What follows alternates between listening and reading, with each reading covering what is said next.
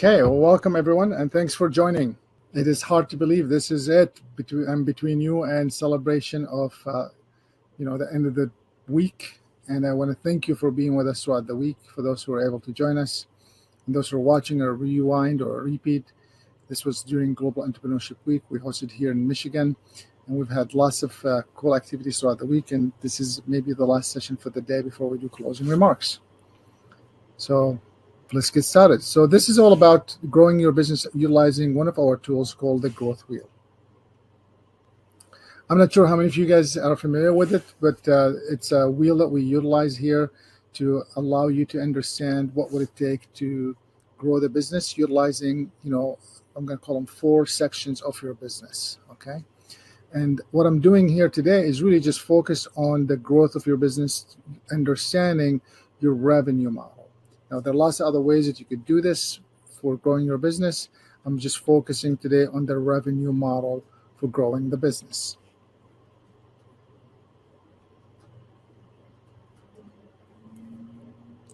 I'm going to skip the introduction about me because many of you have attended some of the other workshops. So I'll just say there are lots of other tools that we use to grow the business. One of them is called the Resilient Entrepreneur Program or the Canvas. That's also another way for you to think about growing your business. Today, and in this section, I'm discussing specifically the Growth Wheel. And we will usually start when we work with organizations or individuals in their growth wheel. We just start with what we call the framework of the 360 perspective on the business. And basically, this is a checklist of 20 areas that the business can choose to focus their creation or their growth on. When a business is growing, there could be lots of things that you could focus on, and these 20 focus areas can allow you to have better decision to be made to allow you where you could focus your energy to grow the business rapidly. Okay. Now, the growth wheel helps you decide which area would make better sense for you based on the questions that we're going to ask you to move your business forward. You will notice throughout the discussion today that you could actually grow your business in multiple ways. And as I said, even within our quads of customer relations, operations, organizations and business concept, there are lots of things that we could discuss. I'm focusing today on one of them, and actually one section of one of the quads, and that is the revenue model and how you can grow that. So let's keep going. The discussion today will be really focused on how to move your business forward with the revenue model, understanding how you could keep your business growing, utilizing the revenue channels that you may have. Okay. Of course, you could at any point ask questions, and if you're watching this on Facebook or YouTube or anything else, you could please leave a comment in the chat or in the comment section, please, so we could maybe follow up with you on it, or you could always call us or email us or send us a note. Okay. So we're focusing on the business concept side of it, and we're specifically focused on the revenue model. As you can see from this chart, depending on your business, you could really think about the different or various ways that you could think about your revenue model, okay? There are lots of ways to look at it. There are about 26 revenue models that we have identified. Now, the truth is there's more. It's just we want to start the conversation with these and then see what they could unfold, right? And the models range from financials to online models to service revenue models to trade revenue models to manufacturing revenue models. And there are lots of things or key points throughout this framework that allows you to rethink how you do business today. And what we want to think about is which one of these income sources do you see that you want to use today? Which one are you using today? Which one do you want to use in the future? These things, just by even looking at them in a higher level like this once, will allow you to better understand which areas to focus on. And sometimes just by looking at them, what we've seen with others is that might spark a different idea in someone's mind as they review what are the different options that are listed here. Also, it might allow you to think about, can I improve my business concept by using revenue models that maybe are not traditionally used in my industry, it might allow you to think that. This is why we're exposing you to all of them, because we believe sometimes when you see something that someone else is doing, even if it's a different industry, it could spark a different idea for you. And you might ask yourself, can I incorporate one of these new revenue models into my pricing list or pricing structure? Can my business handle that? All right. So that's one of the things I want you to think about today, right? So when you take a look at these, 5 different areas of ways of you doing business, whether it's manufacturing, financial models, online models, service models, trade models, you want to start thinking, can you borrow? Can you refresh? Can you rethink how you are doing business today? Can maybe another industry like a manufacturer help you do some different ways to create some revenue for you if you are an online revenue model or if you've been generating revenue from online sales? So this is the concept here. And of course, what you want to do normally, we would want to spend a little bit of time digging through each one of them with each one of your businesses and how you're generating revenue with that business. And then what we want to do once we identify these revenues that you may have or you want to go after or you think are a good fit for you to explore, we're going to do what I like to call is the model mix, the revenue model mix of your business. And this is where we could say what's useful and what we want to explore and what we don't want to explore. Because once you start thinking, all right, let's talk about manufacturing. Can I approach my revenue model from manufacturing perspective? Can I be the manufacturer? Well, what does a manufacturer look like? Well, manufacturers in the past, they used to make products, right? Or they still do. And then they wholesale it to retailers that didn't retail it. That's one of the models, right? So you want to think about, can I approach my business as a manufacturing business? Should I be thinking about licensing or authorizing individuals or companies to resell my product or services, right? Then, of course, you've heard about contract manufacturing, meaning what? I may have the design, but someone else is doing all of the work. As an example, there are lots of meanings for the contract manufacturing. Licensing manufacturers, meaning I have invented a way to make something, but I don't want to make it. I'm just going to get someone else to do it, and I'm just going to get a fee for me providing them the license to use my technology, right? There are all kinds of things that you could think about within that, and then you start thinking, is this useful? Can I use it? How can I use it for me? How can I possibly do that? What would it mean? For example, I'm in the training business. We do consulting and training. We usually consult with companies in launching entrepreneurship activities in their communities. So a university, economic development agency, a city, economic development corporation might come and say, we want to do entrepreneurship programs. We want to do small business development. We want to support investments. We want to support mentorship. What can you do? We go in and design and do all this stuff. So the question, if I want to think about these manufacturers, could be, all right, I want to maybe start be the source of this information and then maybe allow individuals to come in or corporations to come in and say, listen, you could represent this in your own community, and whatever sales you do in your community, we will come and deploy it. You get a small cut, right? Or you get a cut from it. Or you actually may be deployed because maybe you're a trainer or maybe you're a mentor or maybe something else, right? Or maybe you could manage the project. So there are all kinds of things that we could look at, kind of like a manufacturing rep, right? You could look at from this model alone that makes you start thinking, what can I do for my model? Or maybe I want to do what some of these other tools are doing. For instance, Kaufman Fast Track, we're one of their associates, and basically we're licensed to use their technology anywhere we do business, right? So we could think about, all right, I do all this other concepts for corporations, mainly economic development agencies, universities, cities and things of that nature, or nonprofits that are trying to do good things in their community. And they might say, hey, I will license our technology for you to deploy a program in your community. That's one way to start looking at some of these trade revenue models, right? And you can do this with every one of them. Clearly, we could spend days on these, right? And we normally do stretch this in 3 months program. I'm working with you today to give you the nuggets of what you should be thinking about, so therefore you can do it on your own. Of course, we would love to have a conversation with you to how we could explore it together. But for now, feel free to use these tools as we're sharing them here with you for you to better assess how you could do that. Then we start looking at is the value that we're creating based on this model that we created. So now we looked at the different ways that we could make money, and we recognize, well, we could actually add value if we did that, because maybe we could have some more locals in the community doing the work than we are delivering the work.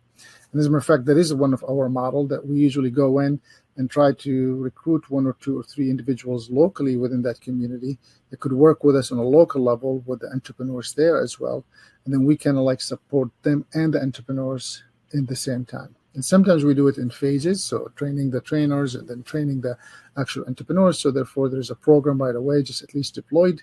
Sometimes we do it in just phases. We run the program for a year or 2, and then we recruit a couple of individuals that could support us there.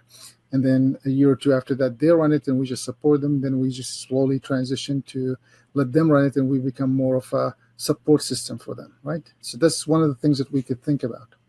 Well, once we do that, then now we could go back and say, what's the value propositions that we're doing in this business to business?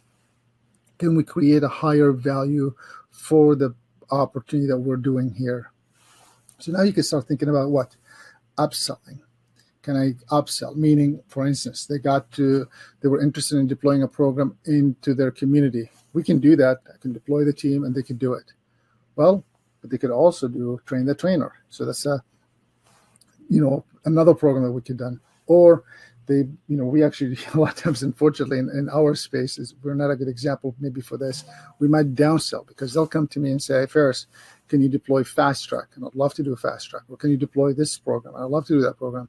And then after we learn what they're trying to do, we might say, well, you might want to deploy this other program because it's shorter or it's longer or whatever. It makes better sense based on what you're telling us. Even though sometimes it is not more money for us, it's actually sometimes a lot less money for us when we go back and tell them that.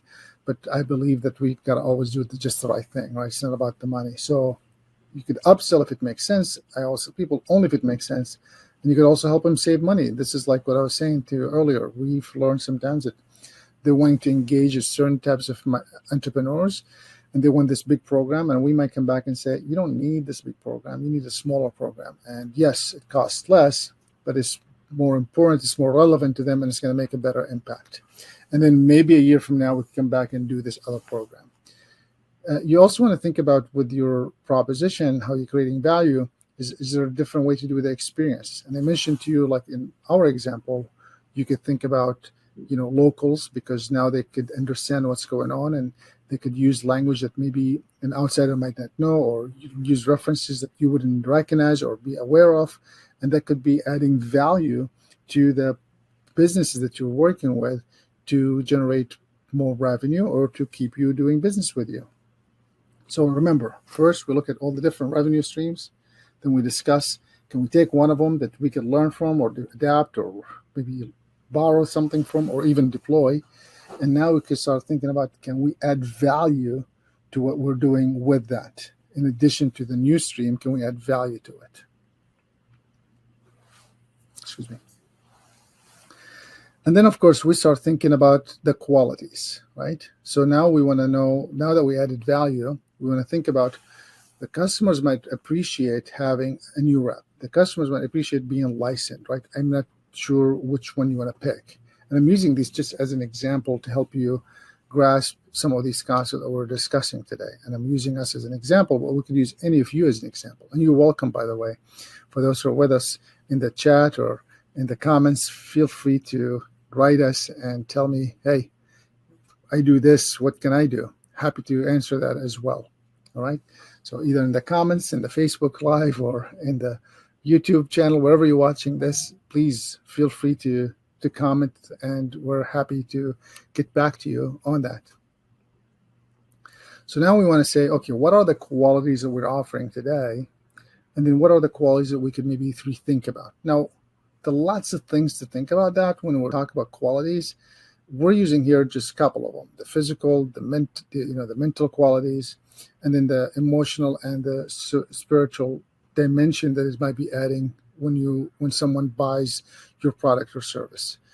And we've given you some helpful hints in the top, as you can see with a checklist, which is, as an example, with the physical, Features, we're talking about, is it reliable? Is the price the right price for it? Is it compatible? How is the technology works with it or not? So you want to think through some of those ideas as you are, as you're thinking about your product and the quality of your product. And then what we do is we take that product, right? And now we said, all right, we're going to do this product, and here's what's cool about it. We're going to list all the features in the product. We want to list all the benefits. You might be thinking, Ferris, what's the feature? What's the benefit? Well, we'll start with that, and then that'll give us the value, right? So the value is usually also, value has all kinds of stuff in it. You get to it by understanding the whole big picture. So let's start with a feature versus a benefit. You might know the difference, by the way. You might already know it in your head. You just never thought about it. I like to use the example of a bottled shampoo. Bottled shampoo might say, feature of the bottled shampoo is it has apple abstract. You might be thinking, that's a nice feature. It describes to you what's in it. But what's the benefit? Well, it adds more shine to your hair. Well, that's the benefit. If I use that shampoo, it'll add more shine. I use another example, a chair. This chair that I'm sitting on. A feature of it is it has wheels. Well, that's nice. What do I care if it has wheels or not? Well, the benefit is you could move around in and out your desk a little bit easier, right? So that's what you want to do. You write all the features, and then you want to write all the benefits for your product or service. And then you want to think about, can this, what I'm looking at here, does this add any value to the customer, right? Does it add value? Does it make an impact? Does it allow them to do something more? Does it save them time? Does it save them money, right? Does it solve a problem for them? So these are some of the ideas. Does it strengthen their brand when they get that? Does it make them look stronger? Whatever you think, you want to think about what's the value that's creating from this benefit that has this feature. So our example of, hair or chair, either one, the chair, the feature, it has wheels. The benefit, it allows you to move in and out your desk. The value that it could create is, save some time from having to, move in and out your desk because it's just a little bit faster, or save some energy because you don't have to lift your chair every time you leave, and spend your energy on that. You can spend your energy doing something else. So this is what I mean by that. You want to think through all these different things, because with that, you might discover that this product or service can be sold to a new customer that you never thought about. And now we go back and start thinking, can we reevaluate the price, right? What are the categories? What are the product or service that I'm going to have? What are the current prices today? With the future and the benefits that I just mentioned, can the future price be something different, right? Today I'm selling it for $50. Can I sell it for $75? Is that reasonable? Is that too much? Should I go for $55? Should I go for $51? How can I explain the increase to my customer? We all now facing some of these challenges, right? You go to buy a car today, it's much more expensive. You go over to buy a rent a house, it's much more expensive. You want to build a house, it's much more expensive. You want to buy a computer, it's much more expensive. Well, there's a shortage in supplies. Okay. So now you understand, they're explaining to you why is the price is different. So the same thing with you. Why would I want to pay you more? I've heard some good answers before. Hey, if you want me to be around till next year, you got to pay me this price so I could make sure I pay my people correctly, so I could stick around, so I could pay my bills. If I don't pay my power, I won't be here next year. So helping the customer understand why you're doing it can be just because, well, you can. It's just, I'm not sure if people like that. Will allow them then to buy into the reasons why there's an increase or decrease in some manners. All right. And then we want to think about, as you can tell, these things easily could take days or months to go through it. And we usually like to structure it. Most of our coaching programs are 3 months, and we meet every other week. And then in between the weeks, the entrepreneur is working with some of these sheets that we were discussing or work that they were discussing, while they connect with the mentors and the coach. That's okay. it just gives them a little bit of time to think through it, because it does take time, and it does, that in a minute when we meet with them, it does, we could go through each one of these concepts and really unfold them for their specific business. Once you do that with all of these different sheets that I just mentioned, and this is again one of the business concept ideas on how to increase your revenue. We could pick all of the other 4, concepts of the business and really do the same. Okay. Now we could create what I'm going to call the 30, 60, 90-day plan, because what you want to do is say, all right, I'm going to focus on generating a new revenue model by looking at the manufacturing way of doing things. And I'm going to go ahead and make these decisions that 1, visit a manufacturer, 2, do this, 3, increase the price. And then, I'm going to do this piece. Jason is going to do this other piece. Mike is going to do this other piece. Susan is going to do that. And then you could start now creating a schedule plan to make these things really work, because you don't want to just discuss it with us and move on. You want to write it down and hold people accountable for it, and then move on to it. And when a decision is being made, what's the action that is needed to happen to make that work, right? So you want to think through those things as well. And by the way, for anyone that's watching this, if you email me or drop us a note, we're happy to provide you with some of these worksheets. Although we'd love to work with you, I'm happy to provide a couple of them for you at no cost to you, okay? So that's the focus area. We kind of discussed it just already. And then that's pretty much it. Clearly, we could do this for the next few hours. What I want to do is stop right here and allow you to think through what we just covered, and allow you to think about the different concepts that we've mentioned. Remember, start with your revenues, understanding where your revenues are coming from today. Be then exposing yourself to other revenue models, even from other industries. And don't, please, a lot of times it's easy for us to just disregard. Like, well, that's not my business. Stop. Think through it. How can that be applied to your business, right? What can you learn from it for your business? It doesn't mean that you should copy it, but can you learn from it to think about a business model for you? Now, the truth is, once you go through the exercise, you might think, no, I never want to do that. And that's fine. It's just going through the exercise will allow you to really think through your business and the different revenue models that your business can have. Then you want to think about, can you take that one model and stretch it? Can you add value to it? And then you want to think about this new product or service, or the existing product or service. What are the future of it? What are the benefits of it? Is there a value when we offer it? Can this value be offered to another revenue stream that could potentially allow us to do this? And that's really what you want to do with the different revenues that you have today, or if you have only one, to rethink that by exposing yourself to all these ideas that we just discussed today. I hope that this gives you some insights on how you could re-examine your thoughts about your revenue and how you could, grow your business utilizing our growth wheel tool to understand your revenue streams and expanding them. Thank you for being with us today.